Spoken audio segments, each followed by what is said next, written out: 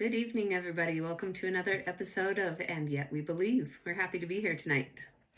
This is episode number 26, and we are recording live on Instagram, as we always do. So always feel free to tune in and join us live on Instagram as we do this. Yeah. Our topic today, Let's jump in, is what it means to be brothers and sisters, or sisters and brothers in the gospel. Now, a couple of things to qualify here. First, that's a little bit heteronormative, but it's just the way we talk about it in the church. But we can broaden that to be siblings and totally okay with that. Mm-hmm. So this is a doctrine that is fairly LDS unique from what we can tell. I don't like to speak on behalf of other Christian faiths or any kind of faith, but this seems to be an LDS doctrine that we are literally children of heavenly parents. Yeah, I did read that in Hinduism, they believe that they have divinity within them, and like the thing I read said it is essentially like God's embryo in them, and their job in life is to figure out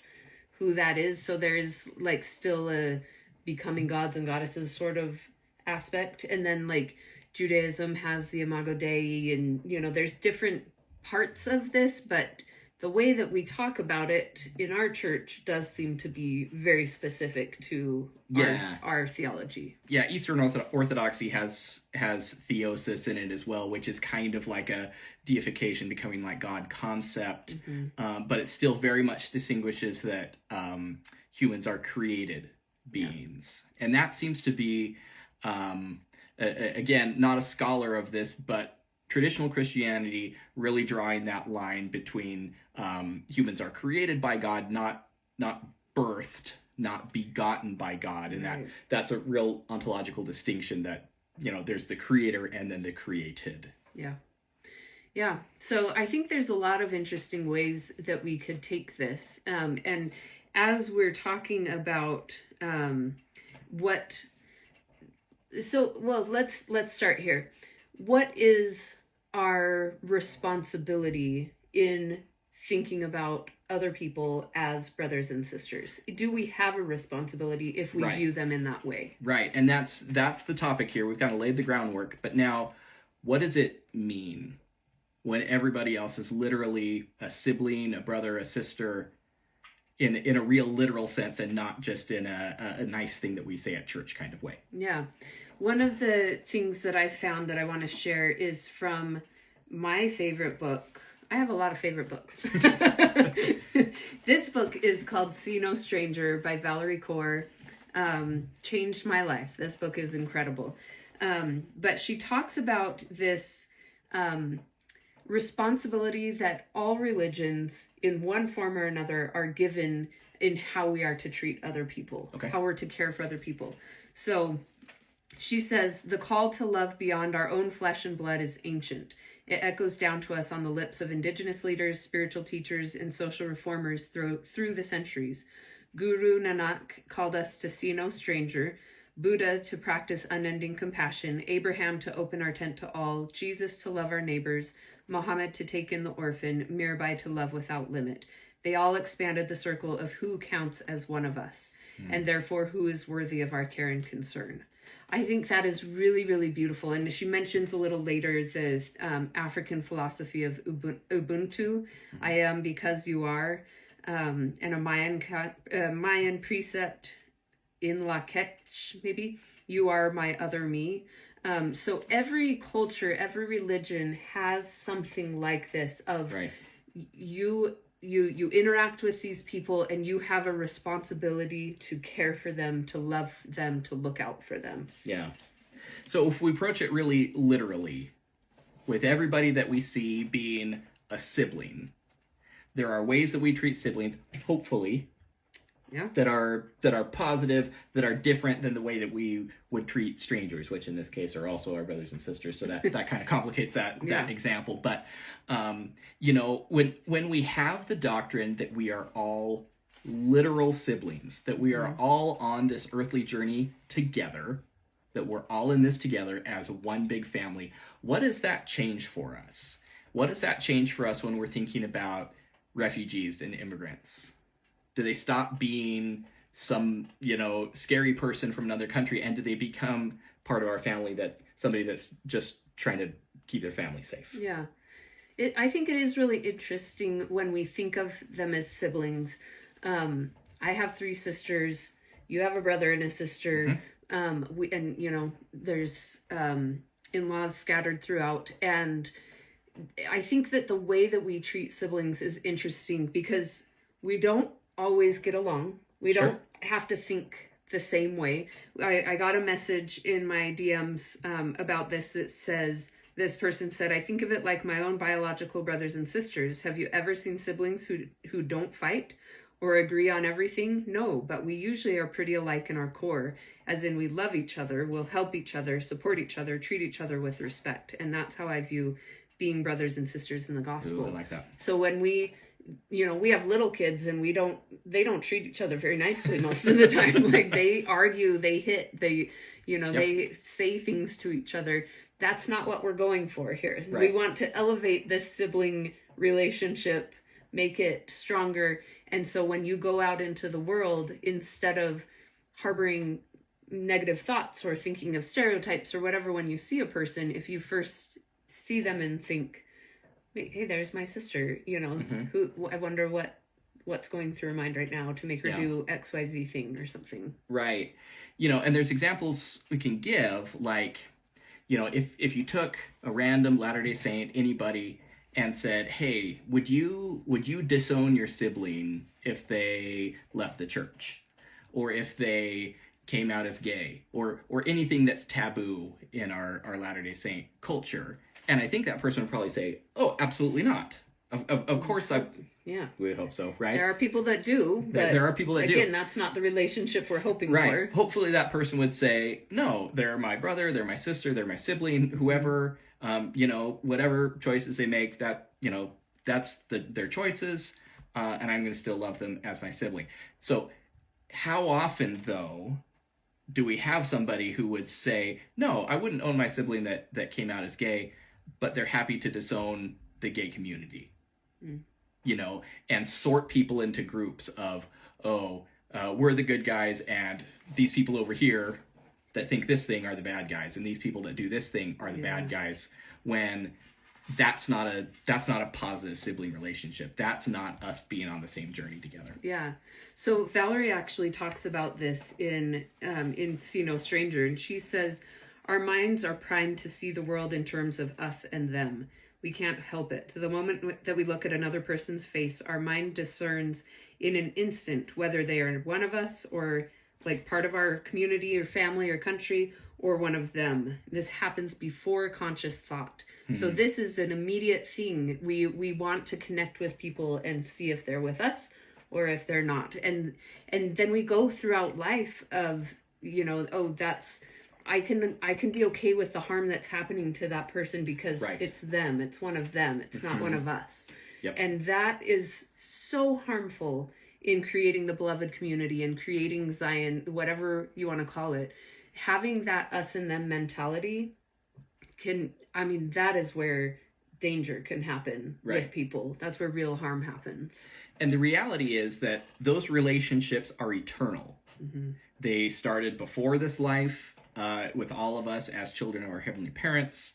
And so any of those earthly distinctions that we have now, race, nationality, economic status, political party, sexual orientation, whatever it may be, all of those things are temporal overlays on eternal relationships that have already existed. And so those things, I don't know what eternal identity looks like in terms of race and these sorts of things, but the social construct that we have around race right now is a temporary thing. That's not something that's going to exist in the eternities. Yeah. So I do kind of think it boils down to this idea of, do we believe our own stuff? Right. Do we actually believe that we are children of God, thus meaning that we are all siblings? Yep. And if we do, then what does that mean? I know there is a lot of non-LDS people like to throw us under the bus with this, like, oh, you think you're all siblings and then you're all getting married to each other, so you're marrying your brother, that sort of stuff. there's some weird things to it. Like if you think about it, but there has to be, we don't understand all of it. I don't know. I don't know how to explain all of that away. It's just, I think that I am better when I imagine humanity all being of one family. Yep. That concept of common humanity, I think, is deeply healing, because it means being able to see other people and see the full person, and see somebody who's complex and deep and has rich feelings and an abundant life. And it's really hard to do that when you're walking past somebody on the street, or somebody cuts you off in traffic, or you see, whoever our country is at war with at the time on TV. It's hard to see those people as full and complete human beings. But when we do, when we can sense that common humanity in others, it changes the way we see other people. Yeah. And I have a quote here from the Dalai Lama. He says, "We have to make a special effort to think of each other as fellow human beings, as our brothers and sisters."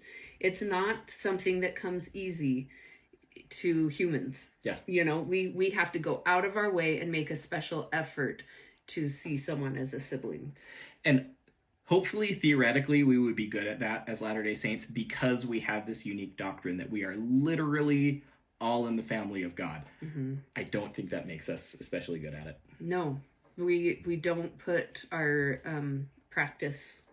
we don't put our theology to practice very well. Yeah. Now, this is even something that we covenant to do. The baptismal covenant is inclusive of mourning with those who mourn, comfort those who stand in need of comfort. Sometimes I really want to think of salvation as something that I can do by myself. Yeah. And just for me, and it's all about me. Power through and right, make it work. And it's actually really easy to make that theological jump if you're looking at a checklist style gospel, and especially if you're thinking about the gospel being more about what you don't do than what you do, and be like, well, let's see, I'm gonna not drink coffee, and I'm gonna not go shopping on Sundays, or whatever the things are. Yeah. All right, that's what I needed to do. That's not what the covenants are. Right. And the covenants are to lift those who are around us. And that's something you can't do by yourself. You have to participate in that common humanity to live the covenants that we've made at baptism and in the temple. Yeah. So here's a quote from Woodrow Wilson. Okay. President of the United States at one point. Certainly. No people are true Christians who do not think constantly of how they can lift their brother and sister, how they can assist their friends, how they can enlighten mankind, how they can make virtue the rule of conduct in the circle in which they live. So I think that's like the opposite of what you're saying. A lot of people want to just buckle down and do this thing for themselves and, have this list of do's and don'ts, mostly don'ts. But this is saying you're not a true follower of Christ unless you are constantly thinking, how can I lift others? How can I serve? Right. How can I help? How can I love my neighbor? Right. And the scriptures are kind of full of that. Again, like, we should understand that. It's somehow something we kind of gloss over. We get really into this idea of a vertical orientation to God. Like, yeah, I'm gonna keep these covenants. I'm gonna do that thing. When a huge piece of that is being horizontally connected to the body of Christ, to the rest of our brothers and sisters and other siblings that are here on the earth at the same time that we are. Yeah. So I do feel, as LDS people, I feel like there is a responsibility that maybe we all have in the back of our minds to think of people as brother and sister, but actually acting on that and treating them as brother and sister is where the rub is. Like we were saying, we don't put our theology into good practice. So do you have any tangible things that we could do? Do you have any ideas of how we can interact with people and think of them as, because it's not just thinking of them, but I think those actions that go with it are really important. Right. For me, a major thing has been those fleeting moments when I'm able to sense the humanity in others. And this is maybe embarrassing to say, but this is a brand new thing for me. I'm in my 40s, and just within the last couple of years, I've started to have these experiences where I can get a sense of the humanity in other people, and it's an extremely sacred thing for me. Yeah. For some people, it's, I like to go out in nature and I sense God in nature and these sorts of things. I'm not really a nature guy, kind of an indoor cat. But sometimes when I'm in a big group of people, I have these moments where I realize that everybody's a main character. Yeah. That, everybody has a family and a richness and a depth, and they're all beloved children of our heavenly parents. Mm-hmm. And that's such an amazing and frankly overwhelming sensation to have. And it makes me view other people different. It makes me want to treat other people differently. Yeah, you wrote an article about this. I did. What was the title? Do you remember? We could put it in the comments or notes or something. Yeah, I can't remember the exact title, but the gist was that God doesn't make NPCs, which, if you're familiar, is a gaming term. An NPC is a non-playing character or non-playable character. And it's the kind of generic characters that are walking around to kind of fill out the video game world that you're in. Mm-hmm. And sometimes they have some kind of stock phrases that they'll say to you when you interact with them. If you watched the movie Free Guy with Ryan Reynolds, he's an NPC that becomes sentient and becomes a main character kind of a thing.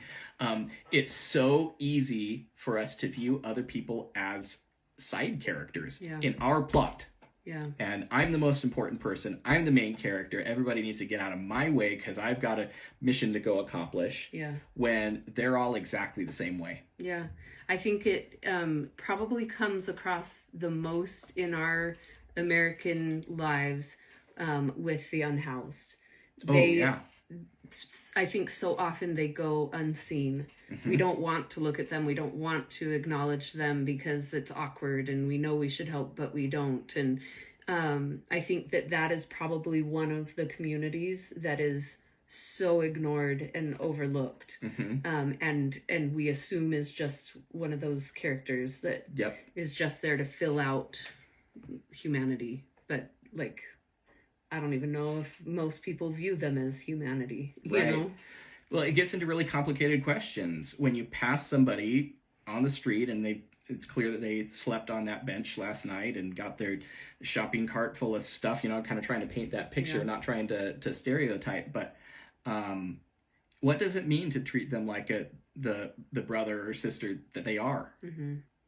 And that gets really complicated. Does it mean you're supposed to take every unhoused person into your home, and are you supposed to give them a bunch of money, and all of these sorts of questions? I don't have the answers to these. Some people like to answer those questions in different ways. I don't know the answer to that. Well, I think when we go to I always get the name wrong. Is it Maslow's hierarchy of needs? Maslow. Did I get there? Maslow. Everybody wants to be seen and heard. Those are at the top. Mm-hmm. There are other needs of, water and home and safety. Yeah. Mm-hmm. But I think being seen is something that we can all do. Right. We can witness. I mean, that's one of the biggest things with a lot of the crises that are going on around the world is to just witness the suffering, witness what's going on. It doesn't change anything. It doesn't change their circumstance, but it doesn't ignore it. It doesn't pretend that it's not happening. That's a really powerful concept, because that's actually a criticism of Maslow's hierarchy. Is it creates this unintended sequence. This is not actually what Maslow was trying to say, because we take it to mean, you have to have your physical needs taken care of before you need the next one, before you need belonging and some of these things, and then self-actualization at the top. And that's been largely disproven. Those things aren't sequential. Mm-hmm. And so just because somebody doesn't have all their physical needs taken care of doesn't mean they don't need belonging and to be seen and recognized. Yeah. That's a really interesting point. Yeah. So let's turn back to Valerie for a minute. Let's do it. She is a member of the Sikh religion. She pronounces it Sikh. We pronounce it Sikh. And she talks a lot in this book about some of her religious tenets and things that she was taught growing up. And I mentioned one earlier when I was reading about the different religious leaders. Guru Nanak is from her religion, and he calls us to see no stranger. So that's what this whole book is about, of seeing no stranger, wondering about people, being curious when you see them instead of having these rash judgments that you make. Yeah. And she says this, she says, as I move through my day and come across faces on the street or subway or on a screen, I say in my mind, sister, brother, sibling, aunt, uncle. I start to wonder about each of them as a person. When I do this, I am retraining my mind to see more and more kinds of people as part of us rather than them. I practice this with animals and parts of the earth too. I say in my mind, you are a part of me I do not yet know. I practice orienting to the world with wonder, preparing myself for the possibility of connection. I think that is like such an elevated way of being a human. And it is so hard, so impressive that she could go around and see these people and wonder about them. And I love this, that she orients her world with wonder, preparing herself for the possibility of connection. Cool. I think that is really beautiful because that makes the other person real to you, that you could possibly have a connection, even if it's just saying hi as you pass them. That's a connection. And as somebody who's not always looking to connect with other people, that's a really powerful thing. You know, there is something I do. I wrote a piece for Wayfair where I talked about this a little bit, and I actually learned this from Valerie Kaur. I like to go for walks in the morning, and I'll see houses, especially when it's winter and it's darker in the morning. I'll see houses with a light in one window, and I'm thinking about somebody who's just woken up, or maybe they're sitting at the kitchen table eating breakfast, and I'm thinking about what they're eating for breakfast. And that's such a simple thing. But again, it's one of those kind of semi-sacred moments where like there's another human being in there. Yeah. And just picturing what they're eating for breakfast changes my entire view because it makes them human. Yeah, and you're not judging their house. You're not judging, you know, their car that's parked in the front driveway or where you think they may work based on what, you know, size house they have or whatever. You're wondering about them and humanizing them, and that like brings it down to a very basic level of curiosity and care and concern for people. It establishes that common humanity. Yeah. And so that's a simple thing that we can all do is think about what somebody had for breakfast. When you're in traffic, think about where that person is going to work or wherever they're going. Where are they going? Are they going to work? Are they going somewhere else? What are they going to spend their day doing? And just that simple thought makes them human, even if they just cut you off in traffic. Well, and maybe this is a good practice to take into church too, when you're sitting in Sunday school and brother so-and-so or sister whoever makes a comment that totally rubs you wrong, instead of like spouting out hate or judging or putting yourself in this like pit of despair of like, why am I here? Why am I doing this? If we think about them in those ways, even if it is as basic as what did they have for breakfast, you know, that maybe that will soften your heart enough in the moment to be able to think a little differently or approach their comment with grace and with love, and instead of cutting them off at the knees or something. Yep. That's hard. Yeah. This is a really practical approach to it. It is something we can all do. And I talked about myself doing it. I wish I was much better at it. You know, I think it's something that comes with practice, and we can develop that skill of seeing other people as fully human. But again, it kind of took me until I was in my 40s to really be able to get that picture. Hopefully all of you are much further ahead in that. But it's been really powerful and really meaningful for me. Yeah. Wow. Yeah, that's hashtag goals right there. Right. Yeah, I have a quote here from Sister Annette Dennis. And I just like this piece. This is from a women's conference last year. She says, "We are all children of heavenly parents and thus spiritual sisters and brothers. Those connections to each other are vitally important. When we enter into a covenant relationship with God, it not only deepens and enhances our relationship with Him, but it also affects our relationship with His other children, our spiritual siblings. Inherent in the covenants we make with God, beginning with baptism, is our responsibility to love and care for each other." And I would just add to that, I don't think we can love and care for each other until we see each other. We have to be able to see each other as human beings and as spiritual siblings before we can even get to that step of what does it mean to love and care for each other. Yeah. It's interesting. So taking this back a minute to what you were saying earlier of, we've heard this from Brother Halverson, Jared Halverson, of the cross, the symbol of the cross, having being your vertical connection to God and your horizontal connection to humanity, to your siblings. And that quote from Sister Dennis says, we enter into the relationship with God. So we make that covenant relationship with God, or, talk about that, use the words that fit for you, that are good for you. You have a spiritual connection with God, whatever it is, or with a higher power even. And by doing that, it helps you with those horizontal relationships. And I think that is a really interesting, I don't know. I think could it go both ways? Maybe this is a question to pose, is can we work with our siblings and then strengthen a relationship with God because of it? Or does the relationship with God need to come first? I think I wouldn't be too picky about that. I think it's all part of our journey here, and we need to do both, and I think I wouldn't get too hung up. No chicken and egg here. I don't think so. Yeah. I think understanding our common humanity and our spiritual siblinghood can bring us closer to God. And I think drawing closer to God leads us to see other people in that light. Yeah. So I might not overcomplicate that. Yep. I like that. Yeah. Yeah. I think it all comes down to being curious about people, not letting those judgments come first, but be curious and see where that takes you. Yep. And I mean, like I said earlier, I feel, maybe it's just me personally as a, person that was raised in the LDS church, I feel a responsibility to care for others, to see other people, and maybe a lot of the time when I don't, that's where a lot of the shame comes, or guilt for not doing what I feel I should be doing.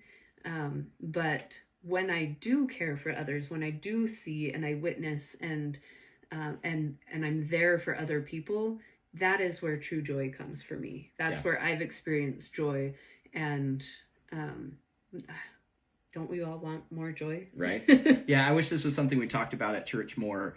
Less about the don't do this, don't do that, and more about this, again, spiritual siblinghood that we all have that is so powerful and so meaningful. When we are walking on the street and we pass strangers, they're not just strangers, they are siblings that we've known before, even perhaps, that we're now seeing again. Yeah, there's a scripture that was shared in the comments here from Ephesians 2:19.